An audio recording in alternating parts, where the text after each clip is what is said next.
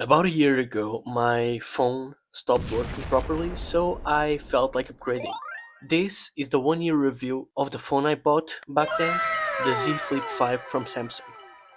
Hello people, this is Purple and today I am reviewing my phone. This is something that's very different from what I used to do on this channel, and so I hope it goes well, I hope you like it, and yeah, let's start it. I've used this one for about a year, and during that year, there have been lots of stuff that I liked, some things that I think could be done a little bit better. And while this video is about tech I use, I do not want to make it into an excuse for consumerism. Please just buy what you need, don't buy just for the sake of buying. Tech has massive issues when it comes to the environment, to how workers are treated, all of that. So please be mindful of your purchases. But yeah, if you want to use my own experience as a deciding factor on whether you are going to buy a folding phone, feel free to do that. Just be mindful, please. I made this video because I think it's good for people who are going to make a purchase to have an understanding of what a device is long term, especially if you are going to be using it for years. Like I plan on using this phone. First, let's check out the general look of the phone. The Samsung Z Flip 5 has a different aspect ratio from most slab phones, even when it's unfolded, being 22 by 9, while most phones are between 19 by 9 and 20 by 9. It's longer and less wide on the hand. It's also pretty thin at just under 7 millimeters and weighs at 187 grams, which is the same as the Google Pixel 8 if you have already grabbed one of those. The main screen is, well, a screen. You can notice the place where it folds, like the crease is there, but it's not really noticeable when it's on. And the front camera is on a little hole punch in the top, so I think it's better than the old and even the new designs of the iPhones. Yeah. Now for the back. It has a Victus 2 glass back on the bottom part that comes in 8 different colors. Mine is gray because when I bought this phone it was the cheapest, but you can pick a different color. And the Z Flip 6s that came out this year have even different colors than this one. It feels nice, it has like a matte feel, at least the gray one I know does. And the top part of the back has a nice little screen that has some utility. It's going to be a large part of the review later, as well as the two cameras. The sides of the phone are either a matte black or a shiny gray, depending on the colors you get. Some colors were limited to the online shop, those get the matte black, I got one of those, and the regular colors that you could get like at a shop only add the shiny glossy metallic thing. You also have your charging port, mics, and bottom speakers here on the bottom. It's pretty cool. No 3.5mm jack, but it's not bad. On the left side you have the SIM tray, and on the right side you have the volume and power buttons, as well as the fingerprint reader. I like this one. On the top side of the phone you also have some more mics, as well as the little speaker for when you are listening to a call. Lastly, you have the hinge itself, which says Samsung and is the same color as the rest of the sides. Now that we are done with the general design of the phone, let's talk about the specs. This phone was released in 2023 with the Snapdragon 8 Gen 2 chip. It's an octa-core and has an Adreno 740 GPU. Its main screen is a foldable dynamic AMOLED 2X with 120Hz refresh rate, capable of displaying HDR10 plus, as well as having up to 750 nits peak brightness, and a resolution of 2640 by 1080 pixels. The cover or outer display is 720 by 748 pixels AMOLED. I don't really know the specs about, for example, the refresh rate for the outside, but it is what it is. It has internal storage in terms of like UFS 4.0 of 256 my phone, or 512 gigs, along with 8 gigs of RAM, coming with Android 13 out of the box, but you can upgrade it to Android 14. So yeah, it has great connectivity like Wi-Fi 6E support, Bluetooth 5.3, NFC, and the USB Type-C port is capable of USB 3.2 speeds. It has stereo speakers as well as multiple mics and the many sensors that usually are in this type of device. So yay! Camera wise, we have a 10 megapixel selfie camera, which isn't all that impressive, as well as the dual system for the back cameras, capable of capturing 4K video at 60 FPS, as well as ultra wide shots and peaks up to 12 megapixels. In terms of power, this device has a 3700 milliamp hour battery and can charge at up to 25 watts while wired, 15 watts wirelessly, as well as charge other devices wirelessly at 4.5 watts. Now to the actual review. Besides just saying like points about what the phone is, my experience with the phone has generally been solid, but using it for a year made the shortcomings obvious and made it clear this phone isn't for everyone, even though it's probably for more people than I initially thought. When it comes to the weak points, on the bad side, there is stuff like the battery life, mainly, which is probably enough for a full day for people with like 3 hours of screen time daily. But for people like me, who keep their phone on all day, it may be annoying to charge your phone twice a day. You can do stuff like turn the always on display off or keep a power bank on you, but those are also kind of annoying. And for me, battery is the biggest issue I have with this phone, especially because even the charging is kind of slow when it comes to like what other companies and other phones are offering at just 25 watts. Another thing that I've noticed, and that's kind of annoying, is the fact that both the internal and external screen protectors have given me some trouble. The external one, like on the outer screen, keeps getting those weird stress marks and just it gets scratched very easily, so it's weird.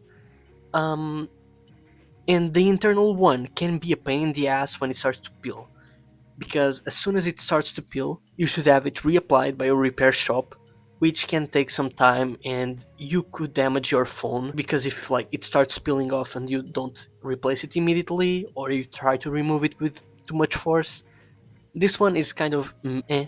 For some people it might matter, for others it's not really all that much, but it does not have a 3.5 millimeter jack. Like I know this is an old point, most people are like fine and moving forward with just using their wireless headphones, but I'm still not fully over it. And yeah, I don't really know why this doesn't exist. Like on this specific phone, I can kind of understand it because they already had to make space for the hinge, but there's so many regular slab phones that are big as fuck and they don't have a 3.5 millimeter jack when I think they should.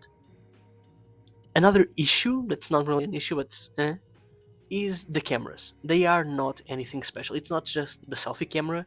The outer cameras are not special at all either. I think they are enough for most people, like unless you are trying to do media using your phone as a camera or something. Yeah, it's not going to be enough, but if you're just someone who likes to post a couple things, take a couple pictures, make a video once in a while, I think it's more than okay.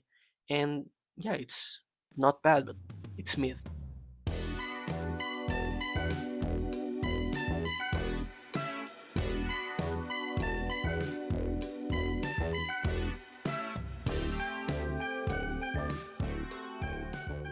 One issue that I noticed that happens sometimes, it's not always, but often enough that I think it's annoying, is the fact that this phone eats up. Like, especially when I'm gaming, just starts heating up after like 10 minutes, and while wirelessly charging, and I know that one is to be expected. So I don't really use the wireless charging because of that, but yeah.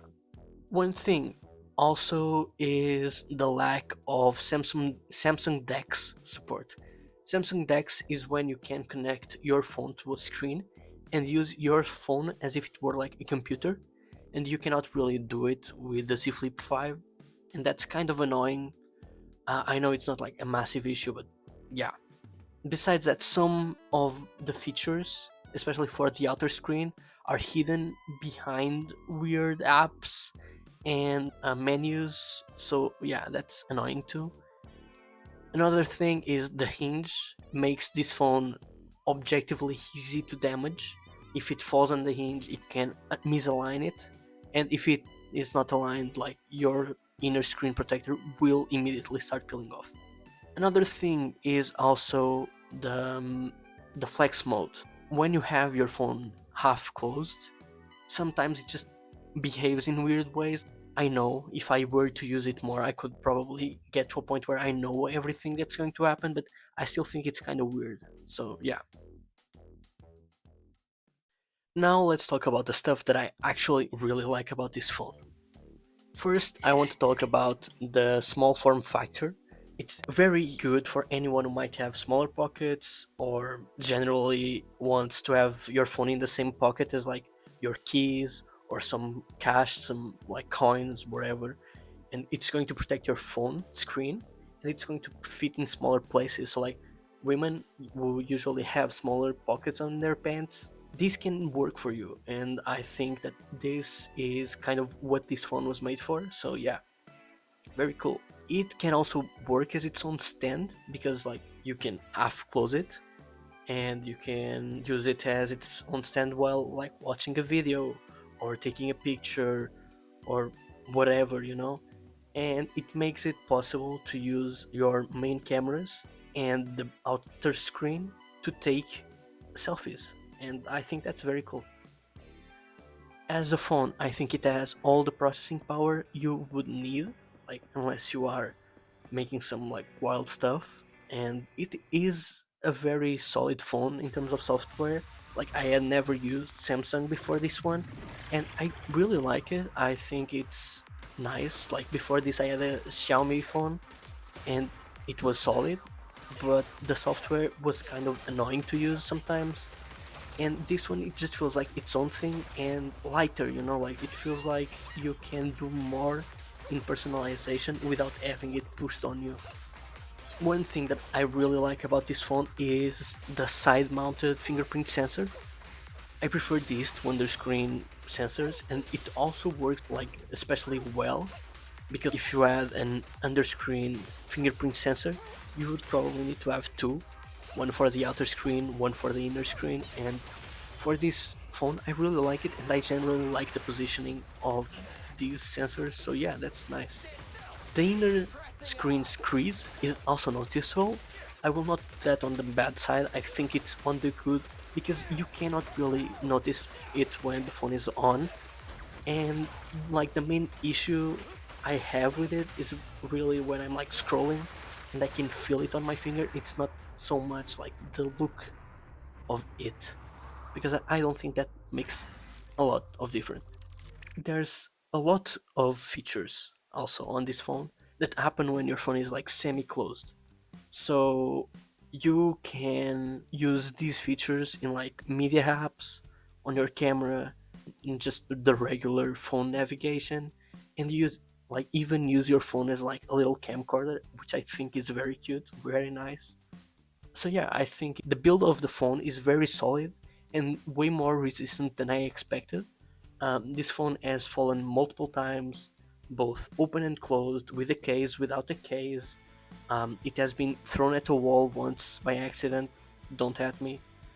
Um, and besides some scuffs and dents, which it does have, it is fine and it has never had like a major issue because of those. And this is also something that the company doesn't tell you, but like it's kind of the dust resistant, like it has had lots of dust inside of it. Even grass clippings went into the fucking hinge mechanism and it still works fine. So I don't think that's a big issue. There's only one more positive thing that I still have to talk about, and it's the main thing for me.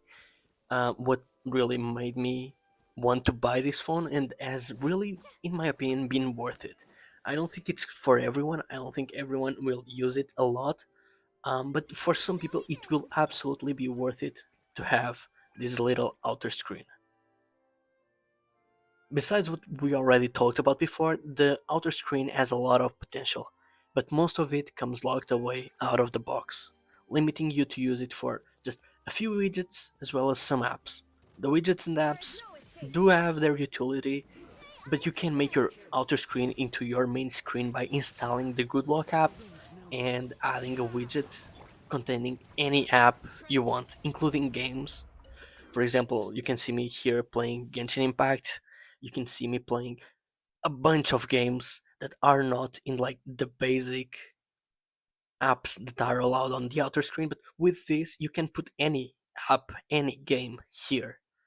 Um, the outer screen can also serve as like a preview while someone else is taking a picture, or as like a watch due to the always on display. So I really, really, really like this as a feature.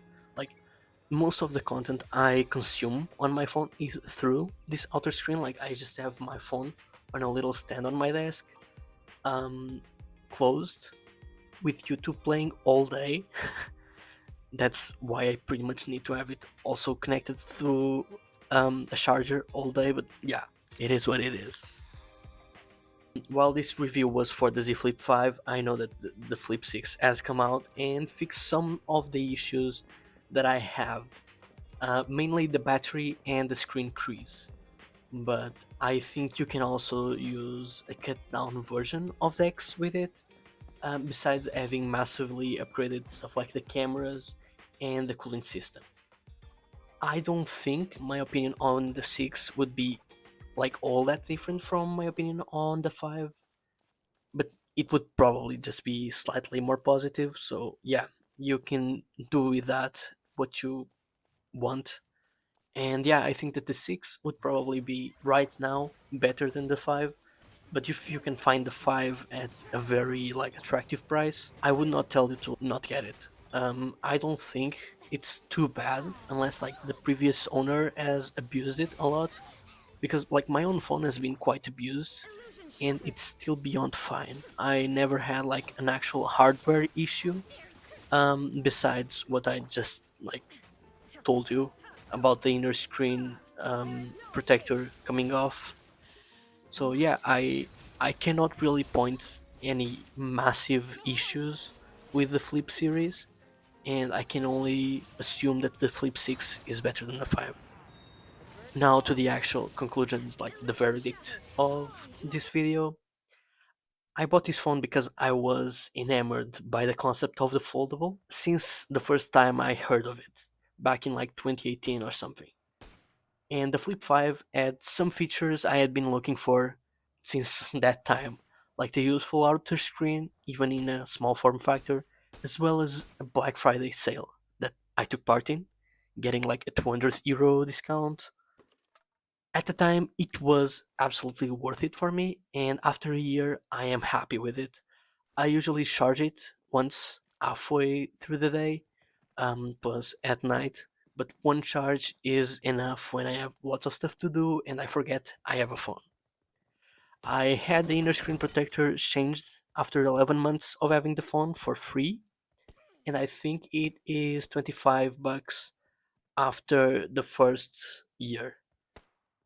So I'm thinking of using this one for at least like 3 or 4 more years, but hopefully 5 or more. I'll probably switch the batteries so it comes back to life in like 2 more years. Think about your choices too. If you need a phone and this works for you and it fits what you need, go for it. I like it. I think you'll probably like it too. Um, but do not use like the oh, this is shiny, this is cool, I want it, as the only reason for you to get something like this. Like my phone was actively dying, and so I had to get a new one because nowadays everyone needs a smartphone, and this is what I landed on. I had a little bit of extra money, so I was fine paying something a bit more expensive than I usually would pay for. But yeah, you don't need to buy every new shiny thing, and I hope this video was like educational, was nice, was worth it. And now I want to talk about a few things that are not about the phone anymore. I think I talked all I wanted to say about it. So yeah, like I'm thinking of continuing the gaming series. For now, I'm still just doing the ultra kill thing. It's probably going to last me like another month. Um, and I'm thinking of like at least once a month releasing a video just reviewing something that I've had for a while. For example, I can review my keyboard because I've had it for a year. For a year, no, like for like 3 or 4 years at this point. I've had my current mouse for like 6 months, and my previous mouse I had it for like 2 years, but it died, so I could review that mouse too. Um, but yeah, like I'm having fun. I don't really do these videos expecting much, but if you enjoy them, please let me know, and I'll do my best to keep making like fun stuff, whatever ends up being fun. By the way, this video was recorded the audio using a mic I bought for like €2 off of AliExpress, and I kind of want like to know if you think the audio was much worse than the previous videos. Because like my regular microphone is kind of weird. It's kind of getting broken. Like I don't really know what's happening to it, but yeah, I will probably keep recording with this one unless the audio is like so bad I need the other one. Otherwise, this is probably going to be my main setup for the near future. And also, sorry for the terrible camera quality in most of the video because yeah, I couldn't find a good camera, and the only decent camera I have is my current phone, the Z Flip 5. So yeah, I can't film it with itself. Thank you for watching and see you next time. Bye!